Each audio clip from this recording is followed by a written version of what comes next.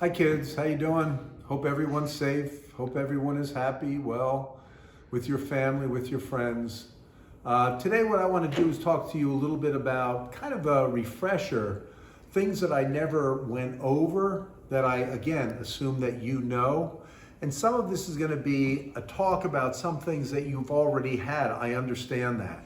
But a little bit more formal lesson on how to go over the miter saw, the chop saw, because we did have a formal lesson on the joiner, the table saw. Our final step would be the miter saw, and I never really get a chance to kind of go over that with you. Last year when the radial arm saw worked, it was totally different. This year, it's some changes because that miter saw has a lot of limitations that the radial arm saw didn't have. Hopefully, when you come back, the other saw, the larger miter saw, will be set up. We won't have to worry too much about what I'm going to go over today. Here's my refresher. You know that every single board in the shop has a certain size to it. We've talked about that ad nauseum the first week that you were in the shop. We mentioned about how to measure it and some characteristics that are on every single board. You should know that every board has lines to it. Those lines represent the grain of the wood, or it really has to do with the years that that tree has been alive. If we were to take a look at the end of this board, this is a great example, a piece of Douglas fir, you'll notice that the lines that are on the surface of the wood are translated over to the end of the board. You can actually see the annual rings of that. Those annual rings are telling you, those growth rings, telling you how old the tree is, but it also gives you some indication on how the tree was sliced up. This tree once stood this way. When it was sliced up, it became a board. It was sliced up longitudinally going along its grain, and that's the grain that we talk about over here. What I need you to know is that those grain lines are on every single board unless it's man-made. The other thing to keep in mind that those lines give us clues to the size of every single piece of wood.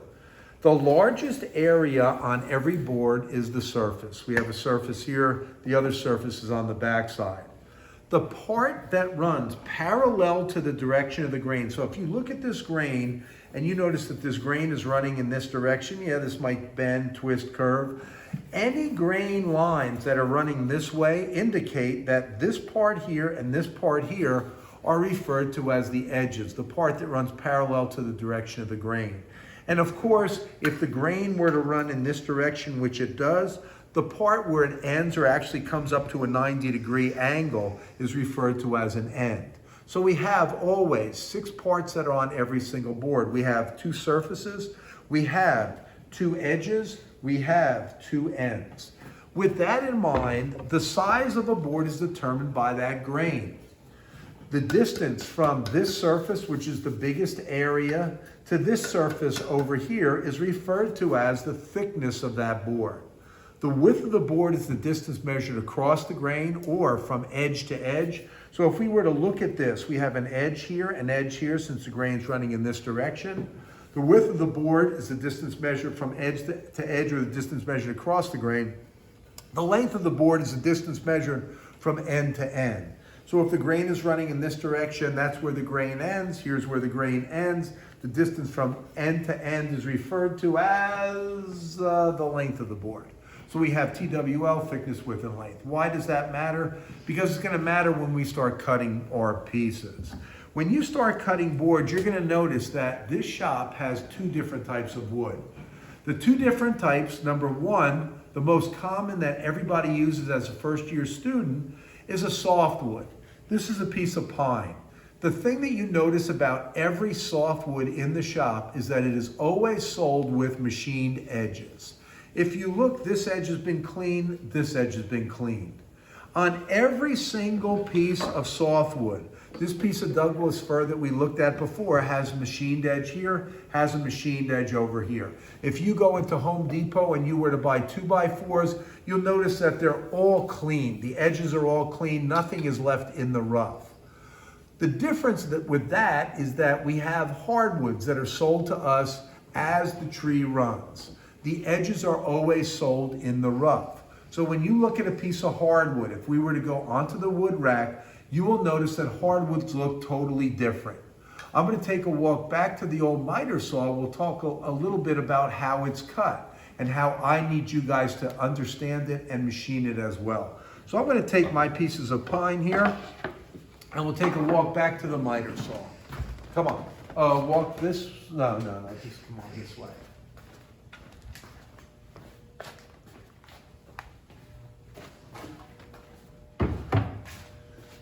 As a reminder, and I know people are going to tell me, I've had that before, I know that. It never hurts to remind yourself of these concepts. If you look, whenever you're cutting boards on this saw, either the miter saw or the radial arm saw, which we don't have anymore, but you do one of three things. The three cuts that you make on a board happen to be, you're either cutting a board to a workable length. What do I mean by a workable length? This is what I was talking to you about as far as hardwoods go. This is a typical piece of hardwood. It's a piece of oak. If you notice, it goes as the tree runs. You notice this live edge here, which looks awful. This was cut from the sawmill. This is, this edge right, son of a, this edge right, this edge is loaded with splinters. This has not been machined as the piece of pine. So what you'll notice about this is it's in the rough. This edge is in the rough. If we compare that to our piece of pine that we looked at before, we had two edges that were both machined. That matters when we're cutting, because whenever we're cutting on the miter saw or the radial arm saw, whatever edge you put up against the fence, the saw is going to cut exactly 90 degrees to that edge. So this edge matters. As a little example, if I look at this piece of hardwood, which has a bad edge right here, if I take this bad edge and I put it up against the fence of this saw and I make a cut, the question that I would ask you is this cut square? Meaning, is this cut exactly 90 degrees? If I took the piece of pine and I put the machined edge up against the fence and I make the cut, it will be exactly 90 degrees because this is a machined edge. So I need you to understand the difference between machined edges and non-machined edges. If I'm cutting a piece of hardwood, and hardwoods are sold to us usually in 10-foot lengths, 12-foot lengths, 14-foot lengths. If you need a piece of wood for a picture frame that has to be 20 inches, you're not going to take a 12-foot board and start to machine it by using the jointer. What you will do is you'll come over here and you're going to cut it to a workable length. What's a workable length? Something a little bit more than what we need. Typically, if I were to make let me think, I'm going to make a cheese board. I'm going to use this oak for my handle of my cheese board.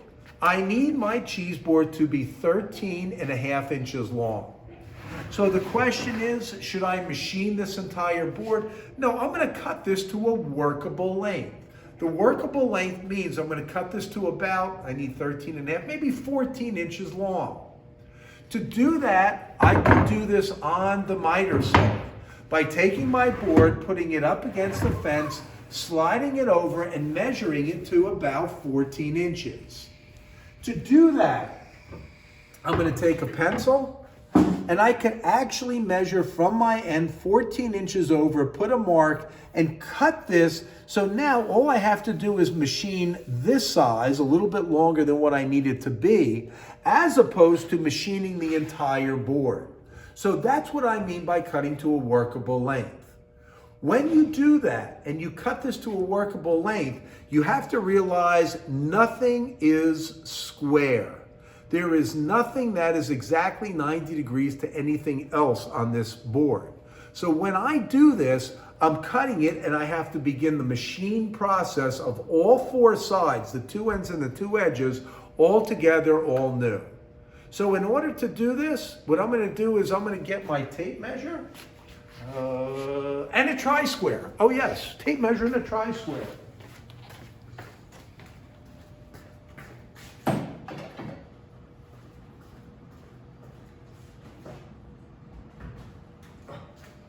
pencil, and a pair of safety.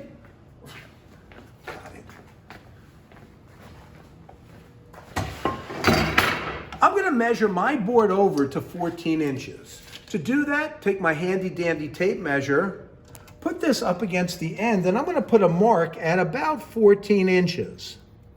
Now my question to you is, with this not a machined edge, and with this not a machined edge, am I going to get a line that's exactly 90 degrees? And the correct answer to that is no, I won't. All I want to do, remember, when it's workable, there's nothing that's precise on it. So all I'm going to do is take this, butt this up against the edge as best as I can, and put a mark so I can follow this line. Is it critical that I'm right on the line? No, it's not, because again, it is just workable, just workable. In order to do this, I'm going to take the board, put it up against the fence, and I have this lousy edge here. Perhaps it would be better if I took the better of the two edges and put it up against the fence this way. When I make my cut, you're going to notice one of the drawbacks of this miter saw is that this miter saw will only cut about 8 inches off from the edge. If I look at the radial arm saw, it's going to cut out 15 inches. So no longer could I use that. I'll be using this miter saw, but I'll be making 2 cuts when I cut this to a workable length. To do this, my left hand is going to hold the stock on the left-hand side. My right hand is going to grab hold of the saw on its handle, because the handle is where the switch is located to turn the machine on. When I do this, I first want to see if I'm cutting where I want to cut. And what I always do is, if I'm going to keep this piece, if this is my good piece, I always want to make sure I'm never cutting directly on this line. I want to cut to the line. So what I'm going to do is just put a bunch of X's so I know that I'm keeping this side and getting rid of the right-hand side. Now, something that I want you to keep in mind. When I bring this saw down, what I don't want you to do, if you're just checking to see where this lines up, is to hold it by the handle. Because sometimes people will bring this down, forget that they're holding the handle, just squeeze this, and that switch could go on by mistake. So what I'd like you to do is to grab hold of the stock, the motor of this saw, and bring this down. As I bring this down, I could see that the saw blade is cutting to the right-hand side of the line. I'm not cutting on the line, I'm cutting to the line. So right now this is lined up fairly accurate. I'm going to raise the saw up, and now what I'll do is I'll make the cut. Sleeves rolled up, safety glasses on, left hand all the way away from the saw blade, and my right hand's on the handle. Because I'm cutting a piece of oak hardwood, just like with anything, maple, cherry, ash, what you want to do is allow the saw to cut. You're not going through it super fast. Allow the saw to cut. It'll kind of dictate the speed that you have to go through it.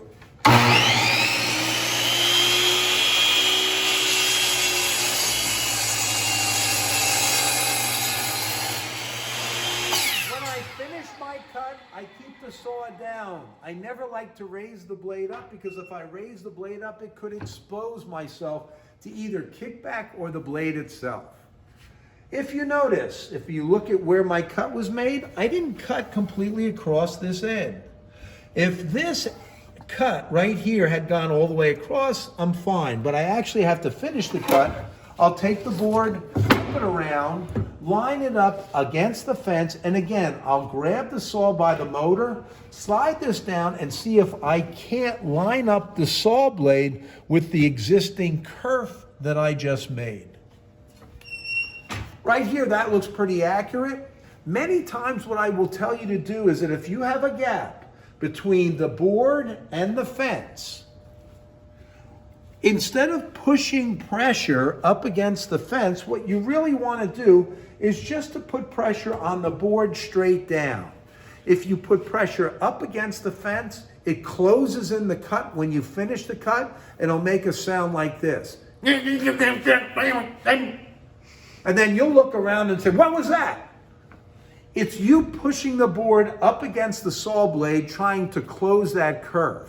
And the saw blade doesn't like that, and you won't like that. So with that in mind, I'm going to hold pressure straight down, not necessarily up against the fence, and I'll complete my cut. Again, safety glasses.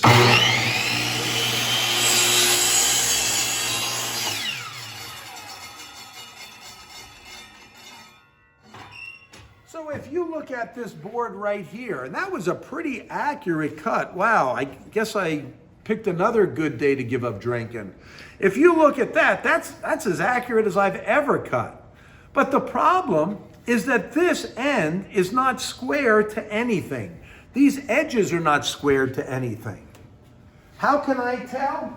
Because I know that there was not a machined edge that was up against the fence. If I take this and place this on here, it's sort of or close to, but if you look at it, there's a gap on the left, well, on my left-hand side.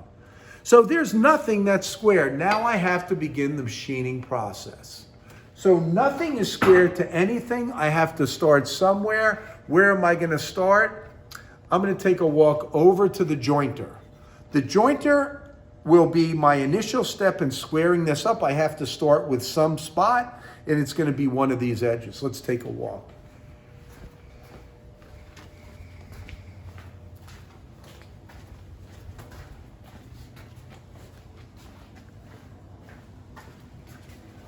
On the jointer, you all have had a formal lesson regarding how this operates. One of the things I told you is that if you have a wide board, which this is, in order for you to be accurate with your cut, what you want to do is take your right hand and place it not on the top edge of the board, which would cause the board to rock, but you actually want to take your right hand and place it at about the level of the fence. And that's what I'm going to do. I'm going to take my right hand, put my right hand at the level of the fence. My left hand is going to hold the stock up against the fence to make sure that it's 90 degrees. This table and the fence are set at exactly 90 degrees. So I have to force it up against there to make sure it stays accurate at 90 degrees. In order to do this, I'm putting pressure with my left hand, the 4 fingers of my left hand, and my right hand is going to hold the stock and push it through. The other thing that I've often told you is, out of these 2 edges, you want to choose the best of the 2. So I'm going to choose this edge right here because it looks a little bit better than this edge. To do that, I'm going to start the jointer, allow it to build up to its highest speed. My left hand is going to hold the stock up against the fence. My right hand's on the back edge of the board, end of the board, and I'll push it through, keeping all my weight on the back. If you look at this, this looks better than this edge, but it still doesn't look great. I'll cut again and hope that it's better. Slide my left hand back, putting pressure down. And if I look at this, this looks like a nice machined edge now. There's still a little bit of a chip here. I'm going to perhaps pass it through one more time.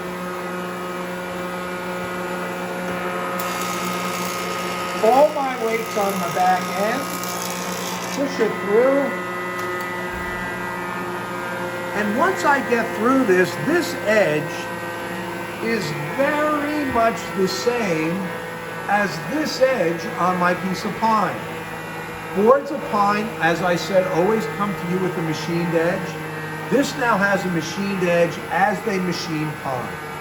So the next question is, I'm cutting this for a handle of my cheese board. It has to be 2.5 inches wide. So how and where do I cut it? Oh, I could use the table saw. Before I start cutting on the table saw, what I want to do is, with my jointed edge, I want to make sure I put an X on that edge. which is telling me that that's the machined edge. That's the point that I started to machine this. The next thing is look at the width of my handle of my cheese board, and it has to be 2 inches. So I'll set the fence at exactly 2 inches. I'll lock the handle down and I'll complete my cut. To do this, machined edge up against the fence, same thing. My left hand is going to hold the stock up against the fence. Right hand is on the handle. Again, I'll keep the guard away so that you guys can see the cut. L with my left hand. Push block on the right end. I'll make sure I keep pressure up against the fence as I push this through. Once I get to this point, what I want to do is I can take my left hand and drop it. Some people hold on to it, hold on to the saw, just drop your left hand. You're going to continue to push the board all the way through it. All the way, all the way. And as I say, nobody ever cuts on this saw alone. I'll be on that side of the saw to grab hold of you. Not you, grab hold of your board. If I look at this, these two edges are now parallel, but this is not squared to either. So now what I'm going to do is go back to the miter saw, I'm going to square an end, and finally cut this to my 13.5-inch length. Let's go.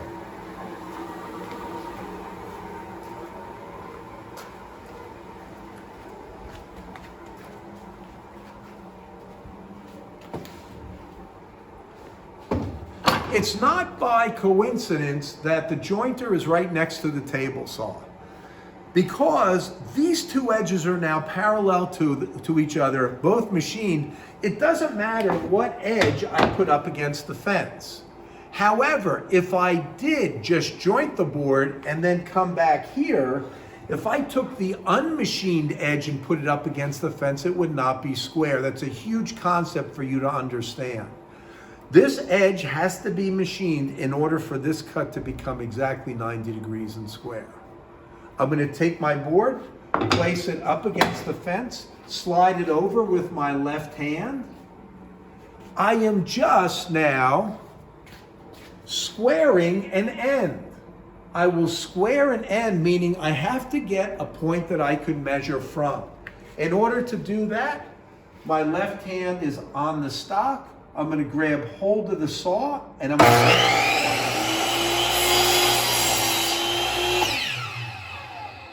How much did I cut off of this end? Probably just a skosh. After I squared this end, I want to put an X on this end because now this is exactly 90 degrees. If I take the tri-square and put it up against there, that is exactly 90 degrees. So now what I'm going to do is I'm going to measure from that X end, that squared end, 13.5 inches. That's what my board has to be. I put a mark at 13.5. Please do me a favor. Don't measure from the wrong end, because if you measure from this unsquared end and you cut this end again, you'll have one end that'll be really, really, really, really, really square, and you'll have another end that won't be square. So I should see an X on every end that's been squared. After I do that, I mark it to length, take a tri-square. I'm going to draw a line to 13.5 inches. Then the next thing that I'm going to do is cut that, and I'll leave the line. I take the board, place it up against the fence. Again, I want to figure out where I'm cutting, so I'll bring the saw down, but I'll grab hold of it with the motor shaft. Right here looks pretty good. I'll raise the saw up, hold on to it with my left hand, and I'm going to bring the saw down slowly.